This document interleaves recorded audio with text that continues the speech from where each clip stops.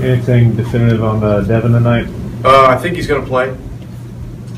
What has the matchups been like to watch between Dirk and Kevin? Well, there are a lot of similarities between the two.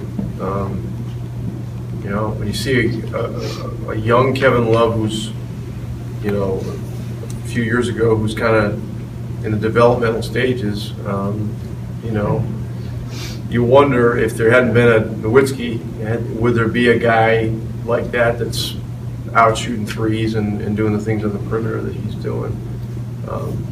I do believe Dirk's had that impact on, you know, the way the game's framed now. Love is a great player, you know, and you know, the matchups have been difficult for us because of his rebounding and scoring and ability to get fouled. You know, he just has been a real load for us to deal with. So we have tons of respect for him, and you know, that's one of the many difficult matchups they present you with. Having time to look at the film, what were your biggest takeaways from the pairing of Tyson and Amari together? Well, it wasn't for that long, but there were some positive things. It's a situation where we had to get, you know, we had to get started with it, and we had to get those guys out there together because there are going to be big lineups and big teams that we play. You know, it was something that we needed to go to back when we had Wright here, and we developed it to where it was, you know, it was a pretty solid combination, you know, with the right guys in there. So it was a beginning. I don't think we did it in the second half. It was only 3 or 4 minutes, but you know, they were positive. So, you know, I was pleased with it. Rick, we all know about the power and the speed and jumping ability that LeBron has. Who was that guy when you were playing that similar to LeBron? Similar to LeBron James, Michael Jordan, you know, was one of the guys that was like that. And there were some others too. Dominique Wilkins, you know, was a great player. And you know, both of those guys were, you know, playing above the rim all the time.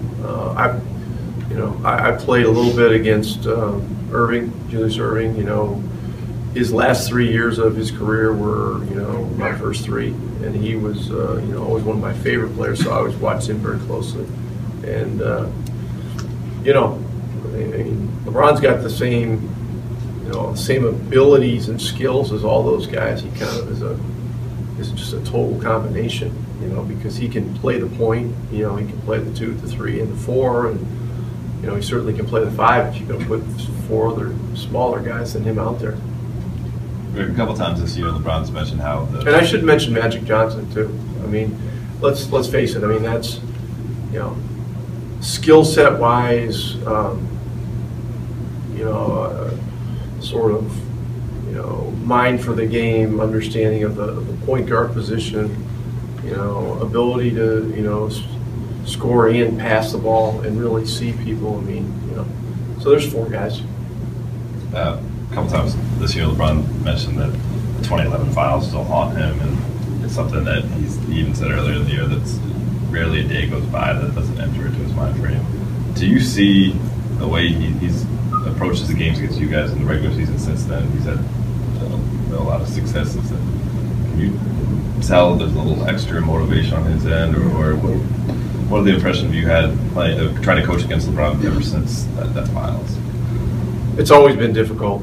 So, you know, I mean, to say that, yeah, I view it more that the guy's just a great competitor, and, you know, more than a personal vendetta, you know, against us. You know, going through something like that is something that great players go through.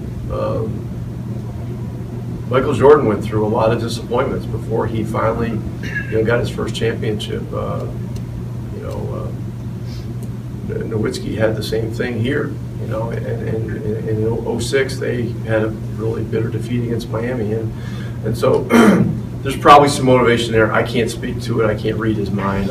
You know, unbelievable respect for him as a player, and you know, I've gotten to know him a little bit and his family a little bit, and they're great people. You know, so you know, you know, whatever the case is with that. But you know, great players are gonna be great, and they're gonna get greater as their careers move along.